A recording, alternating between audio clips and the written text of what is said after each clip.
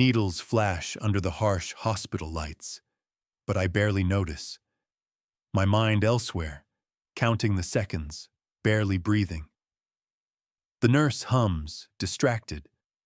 Just a quick sample, nothing to worry about. Her badge doesn't match her accent, and the man by the door wears a suit under his medical smock. I look down as the blood slips into the vial, a tiny thread of red against glass. The world feels suddenly tilted, ordinary until it isn't. I tell myself, it's just routine, just another test. The wind rattles the blinds. My phone buzzes, one missed call from a blocked number. Before I can redial, the nurse returns with a coded envelope. No seal, just my name, printed neat.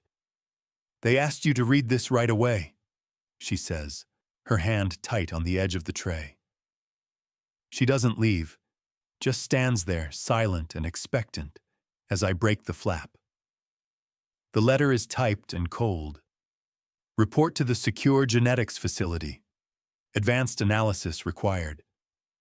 There's an address and a digital code stamped in glowing green. My chest tightens. "Why so urgent?" I whisper, but the nurse only shrugs.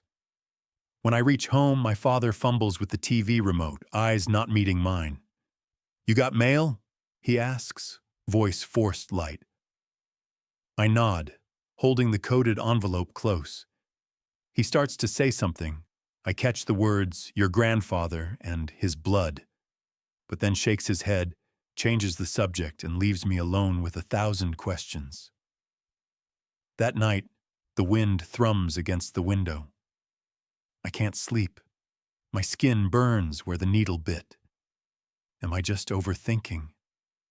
Or is it true, what my aunt whispered once, that our family bloodline carried secrets nobody should dig up? I slip the envelope under my pillow. The hospital's scent lingers in my nose. Bleach, plastic, cool metal, and for the first time, I shiver. My dreams are haunted by old stories, guardians with eyes of flame, codes written in stars. What if they find something in me? I ask the darkness, voice barely a tremor. What if I'm not just unlucky but chosen for something no one told me about? A gust rattles the curtains. The coded envelope pulses under my pillow, glowing faintly as if answering yes or wait and see. The wind sighs, and I fall asleep not with comfort, but with an omen humming beneath my skin. A black car idles at the curb before dawn. A soldier in an unfamiliar uniform opens the rear door. "You're expected," he says, not smiling. His hand lingers over a radio clipped to his chest.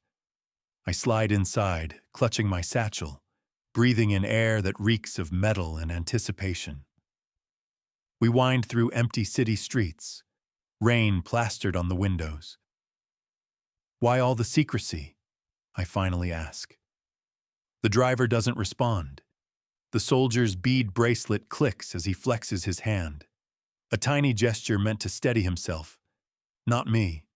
After endless checkpoints, ID checks, metal detectors, 2 biometric scans, I'm led through corridors, pulsing with fluorescent light. The security officer pauses by an elevator. "You know what we do here?" she asks, searching my face. I shake my head. Her eyes dart to the cameras as she whispers, "Me neither. Not really." Her badge is clipped to a red lanyard, a silver spiral stamped on the back. The elevator drops deep underground. My ears pop, my nerves tighten. Below, the lab is vast. Banks of humming servers, half-hidden scientists at glowing monitors. A hush that feels thick and exact. I catch sight of a Swedish geneticist murmuring over sequencer readouts, fingers twisting a runic pendant. Her colleague, an Indian microbiologist, touches a golden Sikh kara at his wrist as he calibrates the next machine. A Nigerian virologist, sorry a splash of color among lab whites, presses her fingers briefly to a tiny carved turtle on her coat. As my DNA sample materializes on the main screen, the lead scientist steps forward, voice professional but grim. We analyze thousands of samples. Yours? He hesitates, scanning a tablet. There's something unusual. His accent sharpens as he barks to an assistant. Protocol yellow. Ready everything. The military officers monitoring the room stiffen, hands unconsciously dropping to their hips or badges, alert but confused. A wall of chilled glass divides me from the core team. I breathe in, metallic tang sharp in my nostrils. My hands clench at my sides as a hum rises from hidden servers, the energy of the room turning focused, unblinking. Why the beads? I ask softly, noticing the anxiety rising. The scientist glances at his wrist, drops his hand. In my family, it's for protection, he mutters, eyes darting to a blinking monitor. The lights seem colder, the air thinner. I stand, totally present and yet wholly out of place, as if I'm about to witness something impossible, or become it. In the hush that follows, fluorescent light flickers against polished tile. A Sufi bead clicks, a talisman shivers, and the first lines of my DNA code shimmer on the wall-sized screen, waiting for the moment the world will change. Red warning lights blink without warning. The sequencer, once humming steady, jolts to a halt. The machine's gentle beeps replaced by a shrill alarm that ricochets through the underground lab. Scientists freeze, hands hovering mid-air, eyes wide with shock. A technician gasps, nearly dropping his tablet. "What did you put in the sample?" he blurts, voice cracking. On the main screen above, the DNA helix spins out of pattern. Streaks of blinding light slash across the display, first gold, then blue, then something neither color nor code. All at once, symbols erupt. An ancient glyph, pulsing and unfamiliar, splashes against the projection, flickering for only a heart-thumping instant before the image collapses into static. A Nigerian lab assistant's hands shake as she clutches her turtle charm. "No genetic signature is supposed to do this," she whispers, backing away. Her colleague, the Swedish scientist, fumbles to reset the system. "Shut down the sequencer. Something's overriding." Each command dies beneath a mounting wave of panic.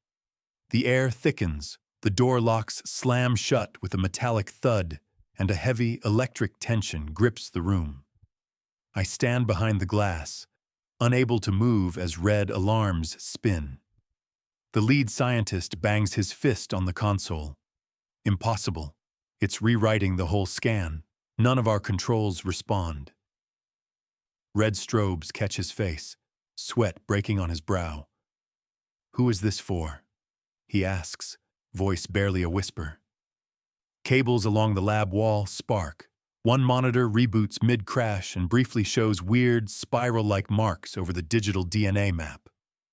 Across the glass, the military officer pulls the fire alarm, desperate for any escape.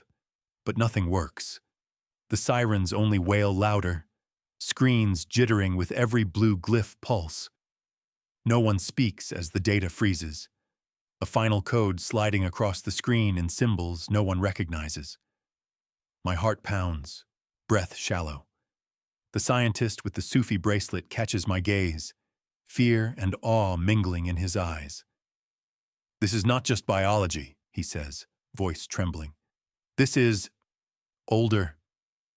In the failing light, the monitors dim and a hush falls, heavy, bewildered, and fully awake. The red glow flickers on every stunned face, and for one pulsing moment, it feels as if the entire lab is holding its breath, waiting for whatever comes next. The lab feels suspended, every exhale tight with unanswered questions. I press my palms to the glass, heart slamming like a drum. "What's happening?" I ask, voice breaking the spell. The lead scientist, hair wild and collar askew, shudders, scanning the frozen screens. "It's not a glitch," he mutters, wiping sweat from his upper lip. "Your DNA, it's broadcasting symbols, not just sequences. Motifs within motifs." An older analyst, glasses perched low, zooms in on the flickering data feed. She frowns, scribbling notes. "These aren't scientific codes. They look like West African griot patterns. Here, a Celtic knot, see?" She angles the monitor, and for an instant, a spiral glows blue, pulsing with unnatural clarity. "Those designs are centuries, even millennia apart," she whispers, voice awestruck. I swallow, the static in my veins rising. What does that mean for me? Am I sick? Dangerous? The room falls silent as an Indian scientist shakes his head, beads of his mala clicking with each anxious breath. "No sickness. Your sequence just calls something old, something shared by many, but never this clearly." Sometimes symbols aren't just stories. They're codes waiting for the right voice to unlock them. They call in outside experts, a griot historian, a shaman whose arms are covered in carved scars, a Celtic linguist who runs her fingers along the flickering screen and gasps softly. She whispers something in Gaelic, her tone tumbling between fear and awe, and the data seems to shimmer in response. That's when it happens. My vision clouds, a flash overtaking the sterile lab. I see, no remember, a firelit night, ancestors chanting, a sigil carved in wet clay, thunder echoing above a city lost to time. My hands shake. I cling to the present, caught between memory and mystery. A faint scent of burnt sage rises as the shaman sets a smoking feather by my side. "Every pattern in your DNA is a song, an invitation," she murmurs. "Now we must decide if listening changes us or changes the world outside these walls." A hush settles. Curiosity wars with fear, and the glass between us feels less like a barrier than a boundary being rewritten. In that charged silence, I realize, this was never just science. It's a reckoning with all we forgot, and all that wants to wake again, inside me and everywhere. Metal clicks echo as security locks snap into place. Behind glass, I watch the team adjust, voices hushed but urgent. The lead scientist turns to her assistant, worry etched in the creases of her brow. "Prepare full quarantine procedures," she orders, her accent clipped by anxiety. "We need both psychological and metaphysical screens, run new tests, and call in the culture consultants." I'm moved to a stark white room, the air bitten with bleach and something older, a whisper just out of reach. A doctor in navy scrubs clips a monitor to my finger. "We're not just checking your heart," he confesses, adjusting the screen. "My grandmother taught us some dreams aren't just your own. Have you ever—" His voice trails off, uneasy. A psychologist follows. "Tell me about your family," she prompts, smoothing her notebook. I blink. "My father used to say some things skip generations. I never understood why until now." Her pen pauses mid-stroke. "And last night?" She presses softly. I hesitate. Dreams, but the words were in a language I've never heard. Yet somehow, I understood every part. Between interviews, specialists from every tradition arrive. A Yoruba priest sprinkles water around the bed, chanting. A Russian researcher burns dried herbs near the window, muttering old protection words. "It's possible your DNA holds ritual memory," she murmurs, glancing up. "Some talents awaken under pressure." I shiver, palms pulsing with a gold shimmer that only I seem to notice. They test me. Lights flicker, machines wheeze. Each time I reach for anything metal, Computers stutter or screens ripple, steadied only by my calmest breath. Try thinking of nothing, the coordinator requests, watching as a monitor stabilizes. But the moment I grow anxious, readings spike, lights dim. It's like you're an antenna, he observes, peering at the swirling patterns reflected in the one-way glass. Sleep is thin. Every night brings flashes, cosmic swirls, places I have never seen but sense as sacred. Whispered voices riddle my dreams, words both urgent and kind. I wake, tangled in sheets, tongue heavy with phrases I never learned. What are you becoming? I ask the mirror in the morning, voice trembling. And, can anyone help me carry this? Outside the glass, I see a Sufi scientist clutch his prayer beads, mouth moving in silent worry. That's enough for now? A military doctor announces, ushering the team out. Alone, I let my hands open, gold shimmer swirling around my fingers in the sterile light. A new calm settles under all the pressure. I realize, every test, every ritual is changing me as much as them. Maybe that's the gift, I muse, voice steadier. Or maybe it's just the beginning. Which tradition or symbol do you believe holds hidden power in our DNA? Tell us what you think below.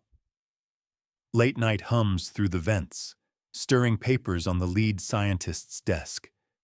She stands in the corner, fingers pressed to a heavy pendant at her collar. The team gathers behind glass, a quiet murmur swelling. One colleague, hands locked behind his back, frowns. Orders are clear. If we can't explain it, we escalate. His voice is steady, bravado hiding uncertainty. She glances at me through the security window, hesitant. Why is it always us asked to choose between what we're told and what we know? She whispers, gaze darting to where the pendant vibrates gently against her skin. Her deputy leans in, voice trembling. We need to decide. Either we stay obedient, or we find out what this really is. If the generals get nervous, you know they'll take everything and leave us with nothing. He looks away, afraid he said too much.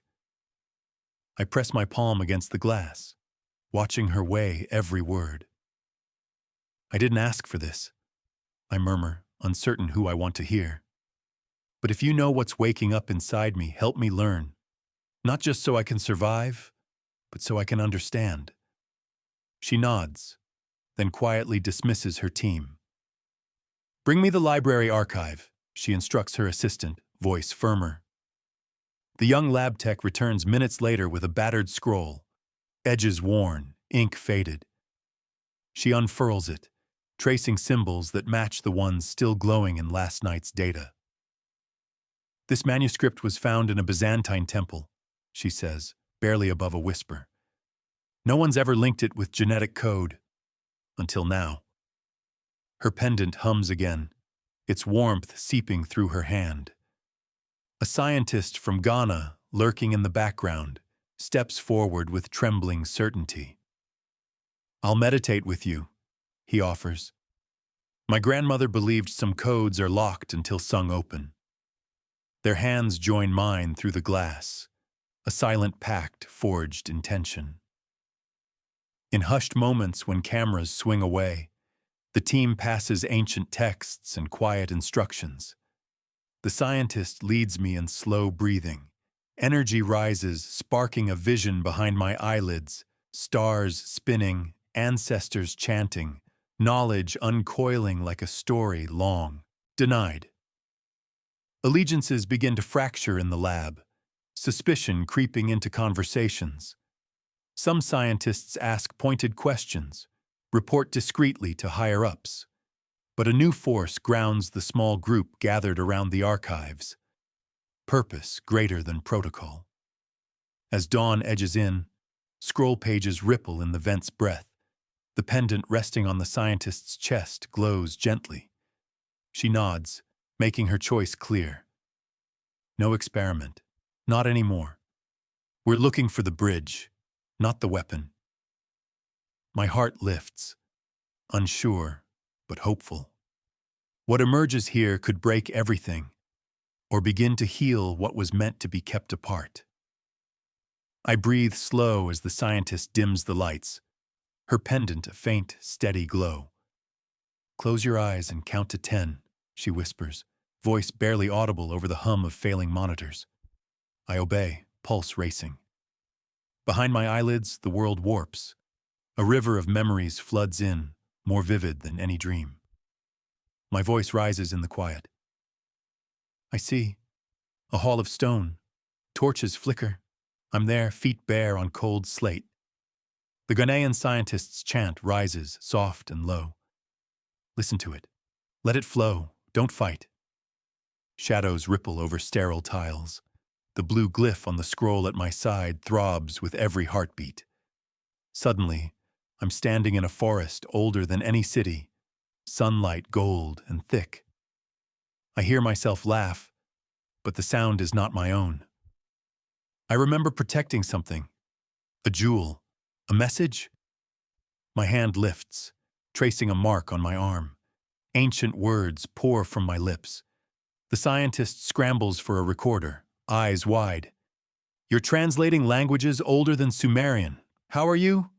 The vision shifts. Now there's the ocean, huge waves, black stone towers, a song echoing from coral halls. It's Atlantis, I think. I'm singing to hold the walls. There's danger coming, shadow and flame. Electric force snaps through the lab. The overhead lights pop, bathing the room in sapphire blue. All the computers are short, equipment dead except for a faint glow seeping from my skin. My body trembles. It isn't just memory, I whisper, breathing hot. It's protection, passed down, locked inside. When the world threatened itself, we answered. We kept the code alive, hidden in flesh, in blood. A Sami shaman outside the room gasps. Their aura has shifted. It's a bridge now, not a wall. I hear an echo, drums beating, voices calling my name in a dozen lost dialects. The lead scientist holds her pendant close, awe shining in her gaze. This is power meant to heal, not destroy. Or maybe, depending on who controls it, both. I open my eyes, sweat cooling on my brow. The glass wall between us is fogged and shimmering, no longer just a barrier, but a boundary crossed. Silence presses in. The lab is changed. So am I. Now, the world will have to decide what to do with a story written in living code, an awakening carved into my blood, waiting for an answer only I can give. Top command voices clash through the glass, reverberating off steel walls and frazzled nerves. A commander pounds the table. This isn't about you. What's inside that blood could change everything. Our nation can't risk losing that advantage. His glare drills through me, then flicks to the powerless computer. Sweat glistens along his jawline. Beside him, the deputy stiffens, hands clenched tight on a folder of failed printouts. You saw what happened when her gift surfaced. No one controls that. Maybe we should negotiate, not just extract, he urges, uncertainty leaking through the edge in his voice.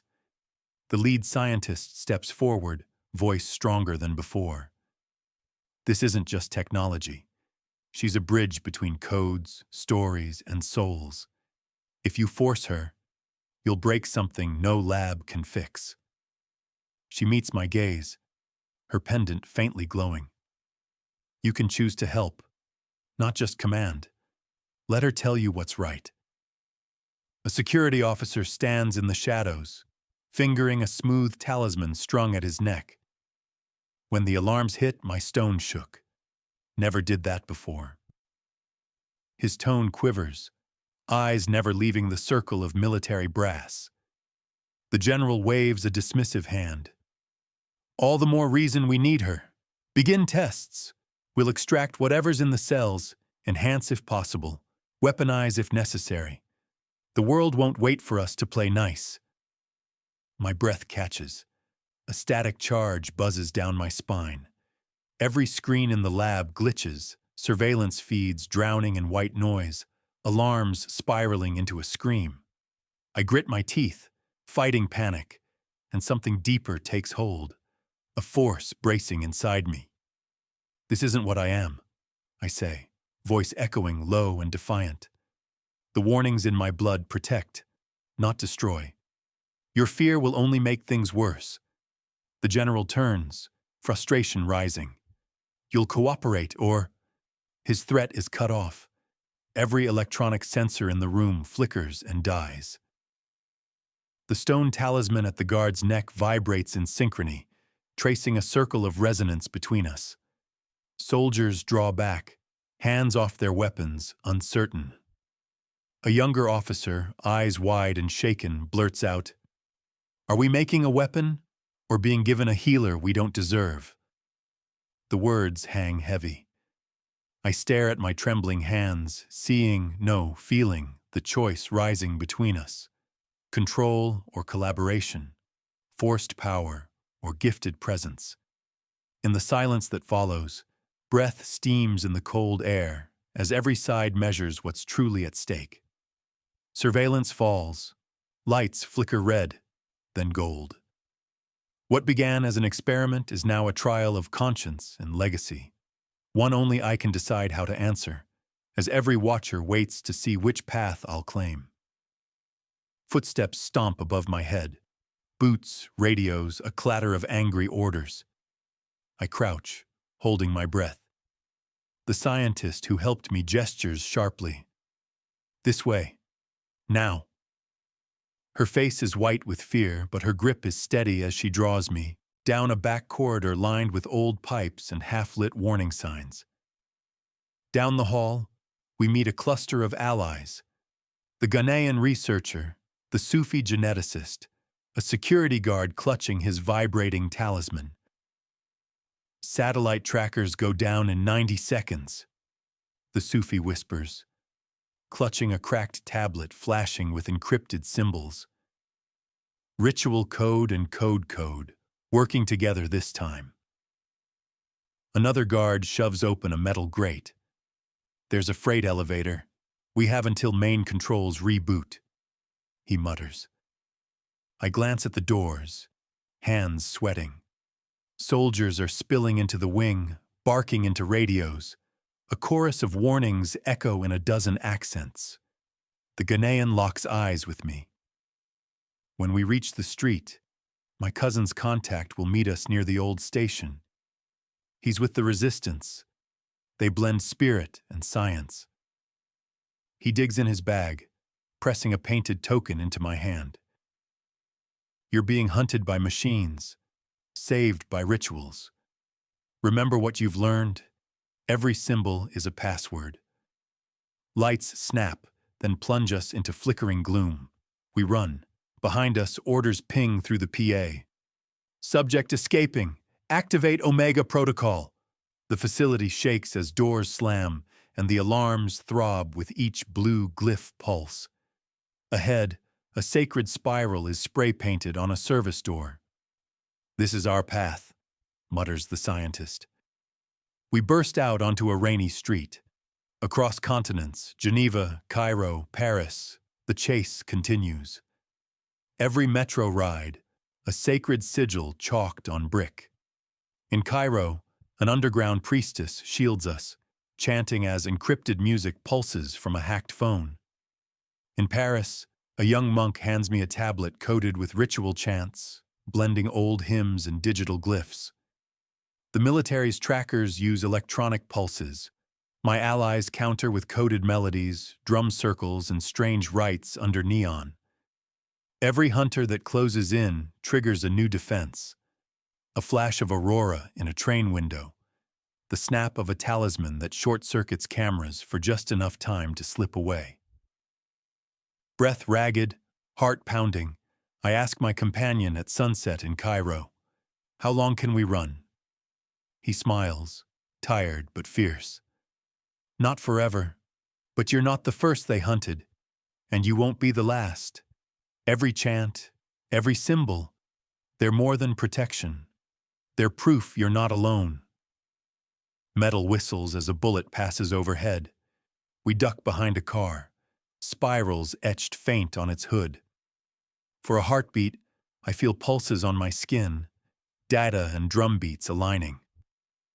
We can do this, I whisper, not sure if I'm talking to myself, my ancestors, or something bigger. As night falls, the chase is still on. Machines search, mystics guide. Each step is both a sprint and a ritual, a run for freedom that spirals again and again between code and cosmic memory. If you uncovered a power buried in your ancestry, would you reveal it, hide it, or use it? Share your what-if below. We enter the temple together, breathless from the chase. A mosaic of allies, each carrying scars and symbols. The scientist's torch carves wild shadows across stone, illuminating faded murals, spirals, guardians, encrypted eyes staring back. Is this really the place? I whisper, my heart caught between dread and wonder. The Sufi smiles tightly, pressing his cracked pendant into my palm. It's not the place that matters. It's the pattern you bring. The council gathers, shamans with painted skin, quantum scientists still blinking from disbelief, elders in woven cloaks. Their voices are low but determined. You are the bridge, an Amazonian matriarch intones, rubbing clay between her palms. When science and spirit meet, the pattern rewrites itself. Hands reach for mine, some trembling, some firm, all purposeful.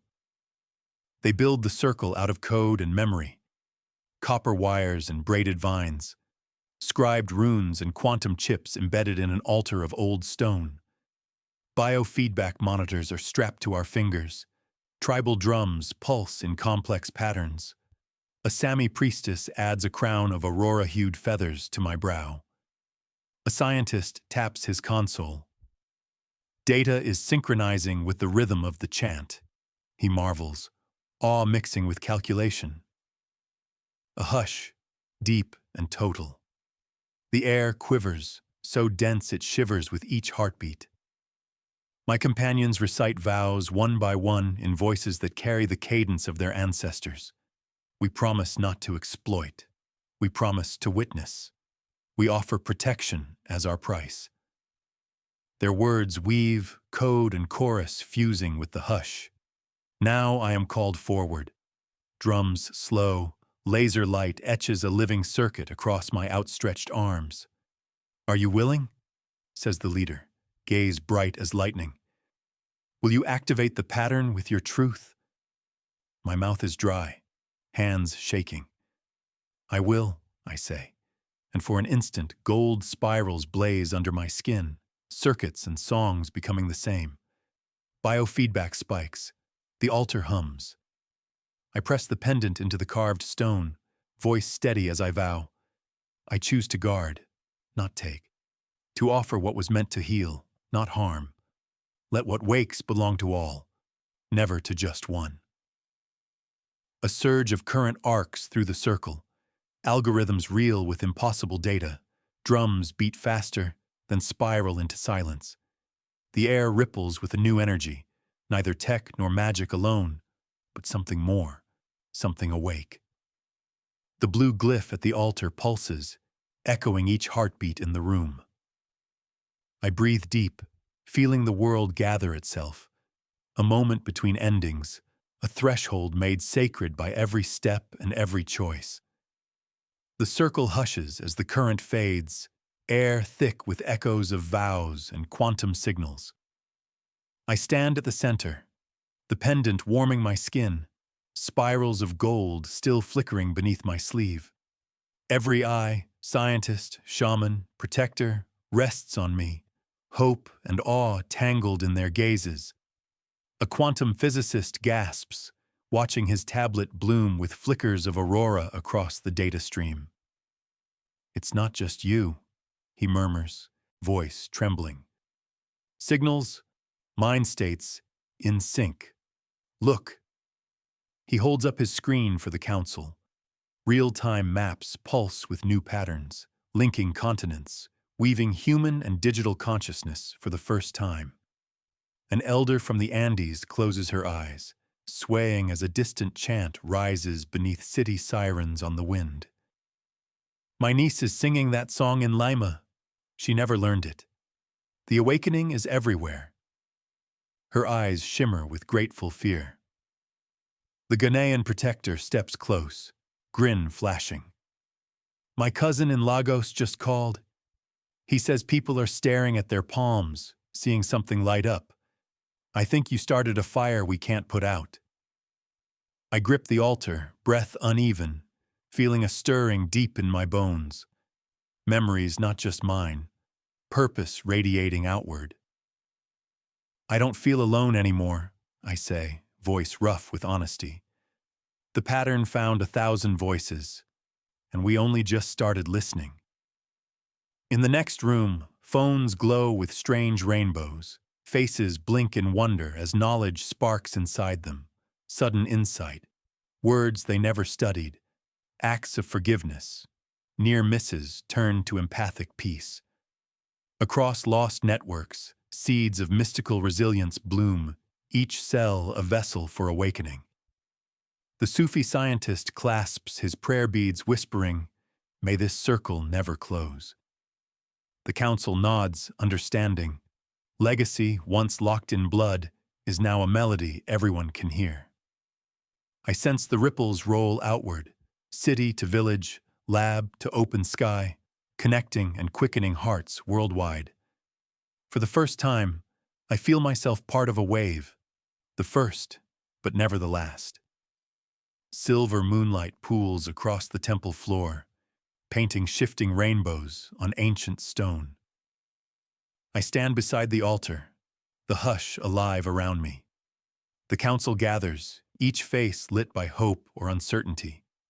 I see myself mirrored in their expectant silence, a question waiting to be asked. The scientist, her hair mussed, pendant still lit, speaks first, voice quiet but unwavering. You've awakened more than DNA. You call something old and untested. Will you choose safety, or will you lead where there's no map? Her hand trembles as she tucks a scroll into her satchel. Elders press forward, one with river tattoos, another draped in feathers. Return with us, the shaman urges. We'll hide you.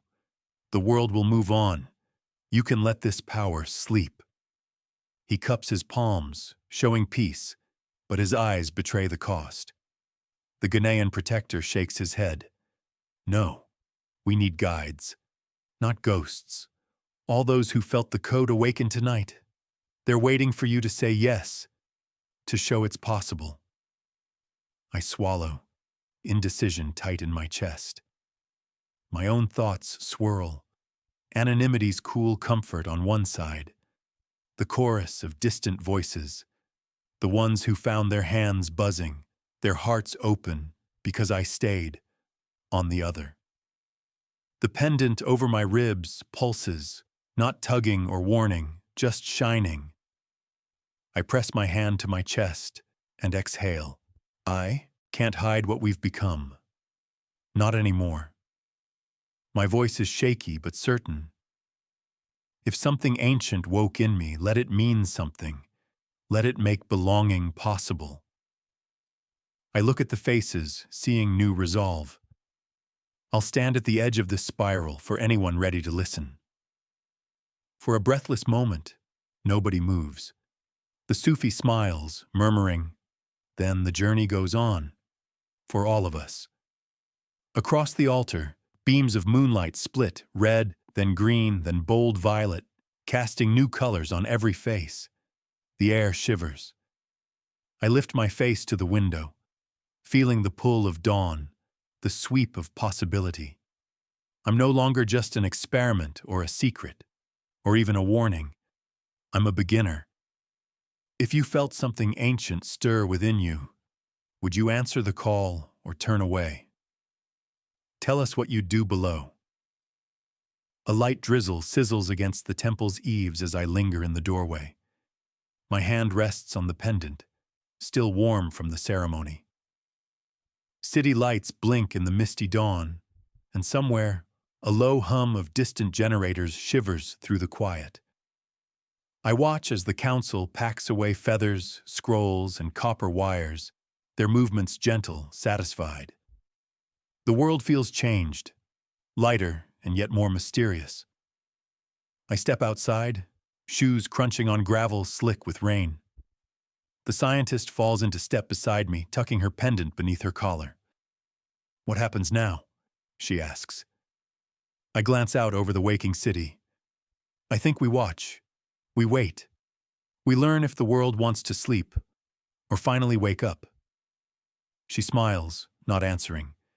The silence between us is full, not empty. On the next street over, a child skips through puddles, dragging a stick to draw endless spiral shapes in the dust. I pause, heart tugging. Her father kneels, watching, the question plain on his face. "How do you know that, Mark?" The girl just shrugs, giggling. My phone buzzes. Reports have already hit the news. Some leaders are calling for regulation, others for dialogue. A council of faith meets with scientists, sharing strategies, not secrets. Somewhere in another lab, an alarm rings, this time received not as a threat, but as a signal to approach with care. I walk on, blending with the morning crowd. No one stops me, yet I sense things have shifted. My legacy is a whisper now, a code passed quietly from hand to hand, parent to child, friend to stranger. The world is buzzing, asking hard questions, dreaming new dreams. The time of sleeping through mystery is ending. The age of connection, of conscious awakening, has only just begun. Static hisses softly along a distant power line. A child's laugh swirls with the breeze, and somewhere beneath it all, the circuitry of prophecy keeps pulsing. If this story stirred you, subscribe for more cosmic mysteries and share. What forgotten legacy would you most want to awaken?